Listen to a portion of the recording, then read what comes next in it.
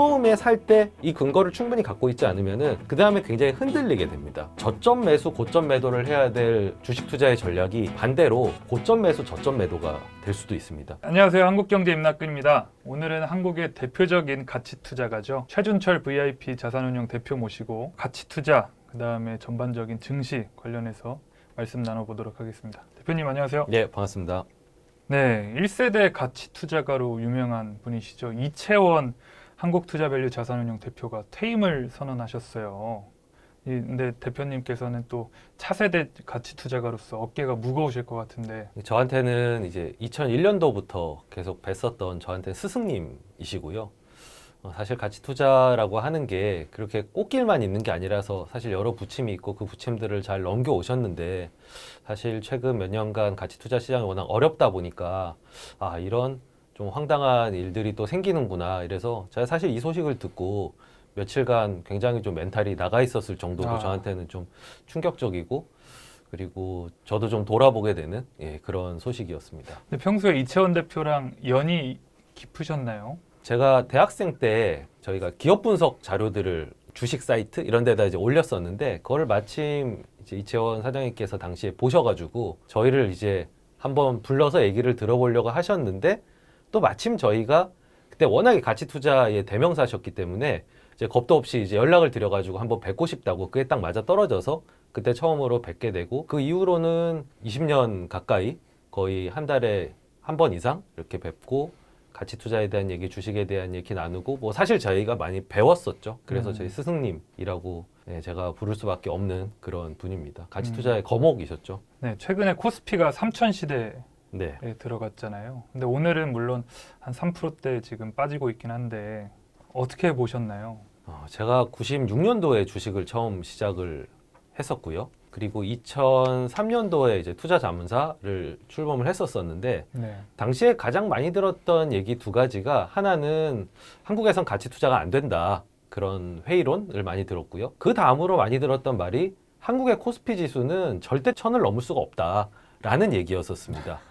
그러니까 그만큼 이제 1000을 두터운 벽이라고 봤었는데, 이제 어느 순간 1000을 깨고 다시 또 2000을 도달하고, 그리고 이제 한참 박스권을 겪다가 이제 다시 3000선에 도달을 하게 됐는데, 결국 시간이 지나면 회사의 가치들은 올라가고, 그게 또 반영이 되면 미국처럼 한국도 이게 종합주가 지수가 결국에는 올라갈 수 있다는 생각을 갖고 있는데, 그게 이제 여러 가지 상황들이 좀 맞아 떨어져야 됩니다.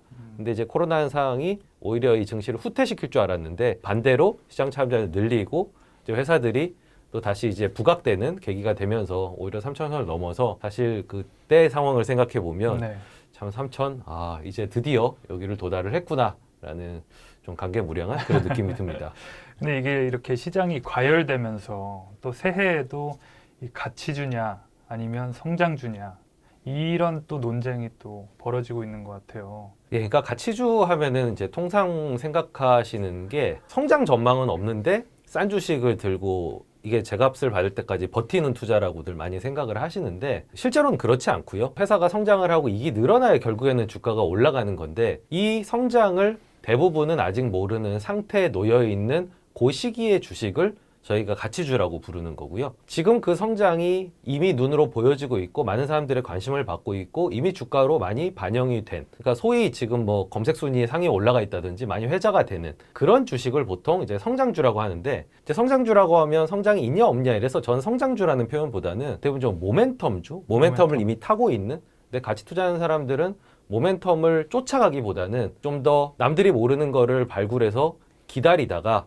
이제 그 관심이 쏠렸을 때 그 가치 증분, 가격 증분을 누리는, 이런 게 이제 가치 투자자들이 쓰는 방법이거든요. 그러니까 한마디로 이제 배를 이렇게 띄워서 파도가 올 때까지 이제 기다리는 건데, 이제 많은 분들은 아무래도 오랜 기다림을 필요로 하기 때문에 이 방법보다는 아무래도 이제 파도가 밀어 올라갈 때 그 파도의 일부가 되는 그런 식으로 많이들 접근을 하시는 거. 그러니까 그 부분을 좀 리스크가 있는 투자라고 생각해서 이제 경계를 하다 보니까 아무래도 좀 이분화해서 이제 성장주, 모멘텀주와 가치주 이렇게 좀 나뉘는데, 사실은 한 기업이더라도 이게 어떨 때는 성장주의이기도 하고 어떨 때는 가치주의이기도 하고 그렇습니다. 예를 들면 뭐 예전에 제가 좋아하던 이제 아모레퍼시픽 같은 경우 한참 이제 우리나라 시장이 한계에 도달해서 뭐 별로 성장이 없다 이런 이제 얘기를 듣던 시절이 있었는데 그때 주가가 그냥 딱 바닥에 달라붙어 있었었거든요. 정체 상태. 예. 그때는 아모레퍼시픽이 가치주였는데 이게 또 이제 중국 시장을 뚫고 한참 잘 나가다 보니까 이게 성장주가 되고 모멘텀주가 되고 그리고 뭐 불과 이제 작년 이맘때쯤 현대차에 대해서 굉장히 좀 부정적인 그런 반응들이 많이 있었는데 저희는 이제 회사 달라지고 있다라고 생각을 했었거든요. 그러니까 성장이 나올 거다라고 이제 봤지만 관심이 없고 저렴하게 거래가 되고 있었기 때문에 당시에는 또 이제 저희가 현대차를 가치주라고 얘기했지만 지금 또 이렇게 얘기하기에는 주가가 이 부분을 많이 반영했고 성장이 있는 걸로 사람들 인식이 바뀌었기 때문에 또 성장주로 봐주는. 그러니까 같은 기업도 바뀌는데, 바뀌는데 일반적으로는 이제 전통 산업에 속했을 때 저평가되거나 소외받을 가능성이 높기 때문에 좀 아무래도 저희가 섹시한 미래 산업보다는 전통 산업 안에서 성장을 찾고 거기서 이제 가치주를 발굴할 확률이 많고 더 들어가면은 뭐 아무래도 대형주보다는 중소형주 쪽에 이렇게 좀 더 가격과 가치에 괴리가 있는 종목들이 많이 있을 거다. 그래서 아무래도 뭐 중소형주 그리고 전통적인 산업에 속한 주식을 좀 더 선호하고 많이 보는 편입니다. 왜냐하면 거기 그런 이제 숨어 있는 진주가 있을 거라는 그런 개연성이 높다고 보기 때문에 그렇습니다. 이 증시들을 이끌어온 대표 기업들을 보면 계속 좀 바뀌는 것 같아요. 뭐 사실 산업이라고 하는 게 계속 바뀌어 나가기 마련입니다. 그러니까 우리나라 이제 50년대, 60년대 이때 이제 보면 우리나라 산업에서 가장 컸던 회사들은 합한 회사, 뭐 방직 회사 이런 데였습니다. 근데 그게 이제 중화학공업 시대를 지나고 전자시대로 넘어가고 인터넷 시대가 되면서 계속 이제 바뀌어 온 거죠. 그러니까 그거는 계속 이제 일종의 흐름이고요. 저도 마찬가지로 주식을 처음 시작했을 때 시가총액 1위 종목은 한국전력이었습니다. 예. 그러니까 사실은 그 부분들이 계속 역동적으로 산업들이 바뀌고 그렇기 때문에 저희가 회사를 공부하고 산업의 흐름을 보고 해야 되겠지만 근데 우리의 미션이 그러면 과연 시가총액 10위 안에 들어가는 종목을 맞추는 거냐라고 봤을 때는 사실 가치 투자적인 관점에서는 그거보다는 가치와 가격의 괴리가 있거나 아니면 뭐 조그만한 회사에서 어떻게 보면 중견기업으로 갔는데 성장률이 또 높다고 하면 성장률이 더 낮은데 시가총액 20위에 있다가 10위 안으로 들어가는 것보다는 오히려 수익률이 더 높을 수가 있겠죠. 그래서 그거 자체가 어떤 저희의 투자의 목적 그리고 투자의 어떤 정수를 보여주는 그런 현상은 아니라고 생각을 합니다. 그냥 저희가 자연스럽게 산업은 바뀔 수 있다는 걸 받아들여야 되지만 그걸 맞추는 게임이 주식 투자는 아니다라고 말씀드리고 싶네요. 뭐 산업이 성장한다고 해서 반드시 그 안에 있는 기업들이 다 성장한다는 보장이 있지는 않습니다. 어떻게 보면 경쟁이 너무 치열해지고 그리고 경쟁이 치열한 가운데 누가 1등을 할지 알기가 또 힘든 경우들이 있고 예를 들면 검색 시장만 해도 생각해 보시면 저는 처음에 검색이 나왔을 때 그 알타비스타를 썼었거든요. 예, 그러다 라이코스 쓰고 야후를 쓰고 네이버는 써본 적도 없었습니다. 2000년이 될 때까지는. 그런데 결국 최종적인 승자는 네이버가 되고 저희가 현재는 야후나 라이코스 같은 걸 쓰지 않잖아요. 그거를 과연 그럼 그때로 돌아가서 네이버가 과연 1등을 할 거다를 맞출 수 있느냐. 그거 조금 다른 문제거든요. 그러니까 산업의 성장과 개별 기업의 성장이 반드시 일치하거나 혹은 그걸 맞출 수 있는 가능성이 좀 높지는 않은 그런 부분도 좀 감안해서 보셔야 되는데 오히려 그 부분보다 그걸 맞추는 것보다 저희가 더 신경을 쓰는 거는 이 산업의 존재 의미가 없어지는 거는 당연히 뭐 중소형주가 됐든 대형주가 됐든 좀 피해야 되겠죠. 그러다 보니까 저희가 산업의 역사가 길게 지속될 수 있는 산업들을 일반적으로 선호하는 편입니다. 그래서 뭐 예를 들면 음식료라든지 에너지라든지 이런 것들을 선호하는 게 그게 빨리 바뀌는 산업들이 아니거든요. 어떻게 보면 저희가 변화에 대해서 민감하게 보지만 투자를 할 때는 좀 오히려 변화에 둔감한 변화를 오히려 어떻게 보면은 좀 또 막아낼 수 있는 그런 회사들을 선호하고 뭐 대표적으로 사실 버핏의 코카콜라 같은 사례가 그걸 대변해주는 대표적인 사례라고 할 수 있겠습니다. 그러니까 코카콜라라는 회사는 이제 음료수를 만드는 회사잖아요. 그러니까 이제 갈증을 푸는 방법이 뭐 100년이 지나고 200년이 지나도 사실 대체품이 나와서 바뀔 수는 없죠. 콜라 대신 다른 거를 마실 수는 있겠죠. 근데 그 중에서도 사실 콜라를 중심으로 해서 굉장히 강력한 제품을 중심으로 해서 뭐 생수부터 시작해서 뭐 각종 스포츠 음료부터 다 사실 코카콜라가 만들잖아요. 그러니까 산업의 어떤 폭발적인 그런 성장은 아니지만 그 안에서 이 회사가 꾸준하게 성장할 수 있고 경쟁자들의 침탈을 막을 수 있는 역량이 있는 회사라는 점, 이게 업종에 대해서 마음이 좀 편하게 느낀, 버핏이 그렇게 생각했던 부분일 거고요. 그리고 이 가운데서 기업 가치가 사람들은 잘 모르지만 내재적으로 빠르게 올라가는 구간들이 있습니다. 예를 들면 코카콜라가 콜라 판 돈으로 뭐 이거저거 다 했었습니다. 뭐 영화사도 하고요. 뭐 양식장도 하고 여러 가지를 다 했었는데 이거를 정리하고 음료 사업에만 집중하기로 하면서 해외 시장을 개척해 나가는 그 시기가 있었습니다. 버핏이 그 시기를 포착을 한 거죠. 그래서 낮은 가격에서, 그러니까 이 변화가 주가에 반영되어 있지 않은 가격에서 긴 산업의 어떤 호흡을 배경으로 하면서 그 안에서 코카콜라의 성장이 실적으로 드러나고 주가가 올라가는 거를 충분히 이제 누렸고, 지금 봐도 산업의 존재 의미가 분명히 있는 산업이니까 올해 장기 투자를 할 수 있는 적절한 대상이 됐던 거죠. 그런 요소들을 많이 갖고 있기 때문에 버핏의 코카콜라 케이스가 많이 회자가 되는 겁니다. 지금 개인 투자가들이 정말 유례를 찾아볼 수 없을 정도로 엄청 증시에 참여를 하고 있어요. 바로 어제죠. 11일 같은 경우는 개인 투자가들이 순매수한 금액만 4조 4천억 원 가량 되는데, 이 정말 동학개미란 호칭으로는 부족할 정도로 엄청난 기세인데요. 이런 현상을 좀 어떻게 보시는지. 네. 네. 저는 주식을 사시는 게 국가 경제적인 관점이나 뭐 기업이라고 하는 게 고용도 창출하고 그리고 배당도 주고 어떻게 보면 저희가 누리는 복지가 국가에서 제공했다기보다는 좋은 품질의 제품을 저렴한 가격에 제공받는 건 사실은 그만한 역량을 가진 기업들이 다수 존재하기 때문에 그런 거거든요. 그런 복지의 근간이 되기도 하고, 그래서 저는 당연히 주식을 사시는 거에 대해서 이제 긍정적인 입장인데, 다만 그 주식을 사는 부분에 있어서 사실 우려가 되는 몇 가지 포인트들은 조금 있는 게 사실입니다. 이제 주식이라고 하는 게 어떤 그런 대결, 사실 제가 동학개미라는 말을 그닥 좋아하지 않는 이유는 네. 이게 약간 대결 구도처럼 끌고 가기 때문에 그렇거든요.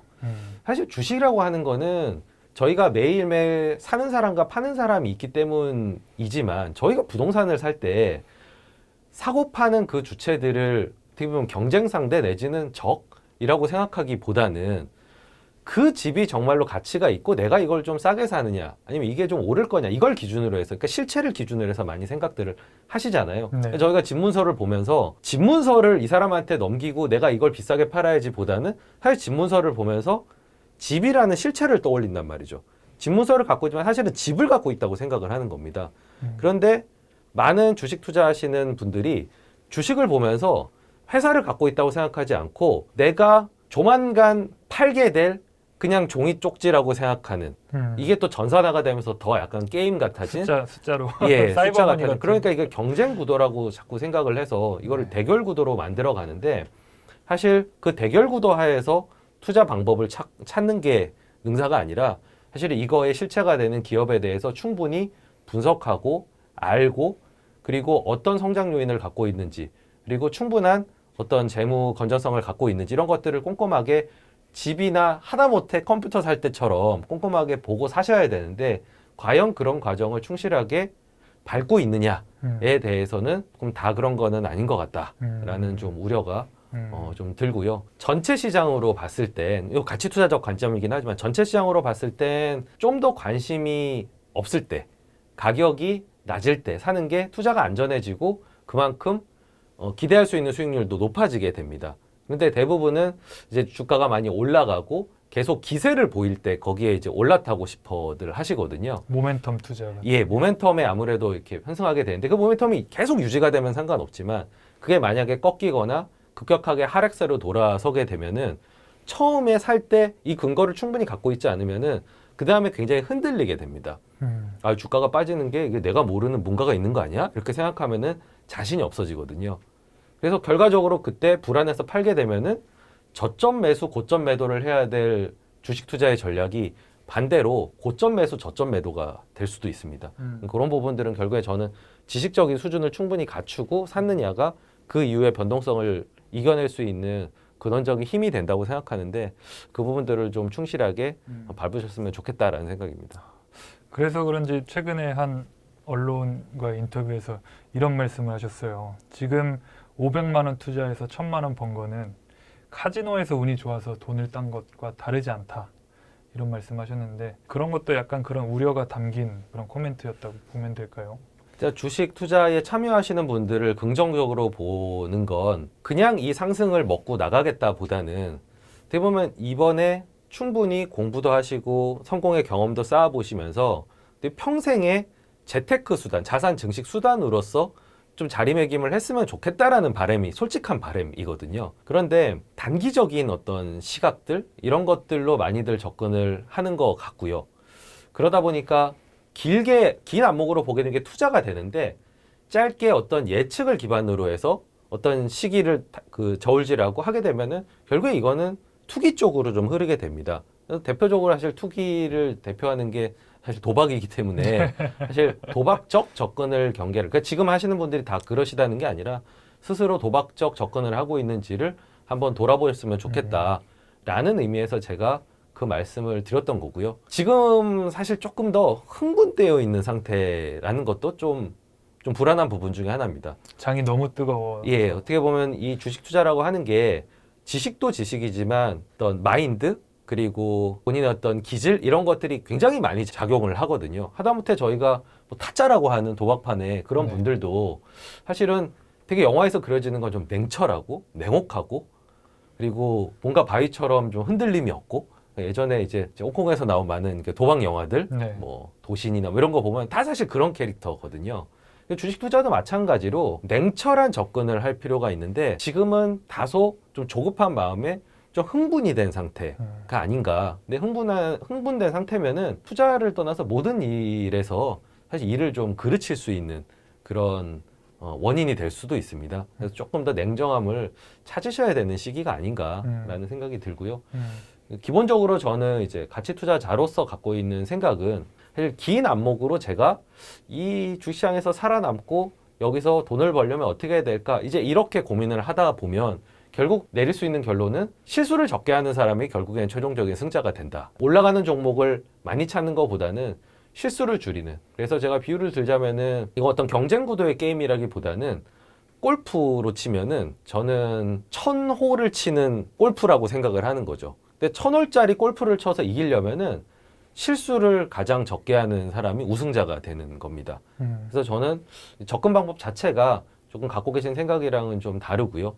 그래서 버핏도 돈을 잃지 마라를 강조를 하는 게 결국에는 이제 실수를 최소한으로 하고 실수만 최소한으로 할 수 있다면 사실 지수가 IMF 때 280부터 시작해서 지금 3000까지 왔잖아요. 네. 장기적으로는 오릅니다. 가치 투자자들은 다 장기적 낙관론자들이거든요. 어느덧 이게 1000, 2000을 넘어서 3000에 도달을 했잖아요. 그런데 왜 여기서 주식으로 돈을 못 벌었을까? 그거는 아마 중간에 큰 실수들, 어떻게 보면 곱하기 0이 중간에 한번 나와버린 이런 상황들 때문이 아니었을까 싶거든요. 실수를 줄이는데 좀 주력해야 되고 실수를 줄이려면 좀 더 냉철한 사고 그리고 학습을 하려고 하는 의욕이 필요합니다. PR이 4배다. 이런 뭐 절대적으로 싼 거라고 볼 수 있겠죠. 실제로 3배, 4배짜리로 회사들 아직까지도 굉장히 많죠. 3000 시대인데 굉장히 많습니다. 아직까지도.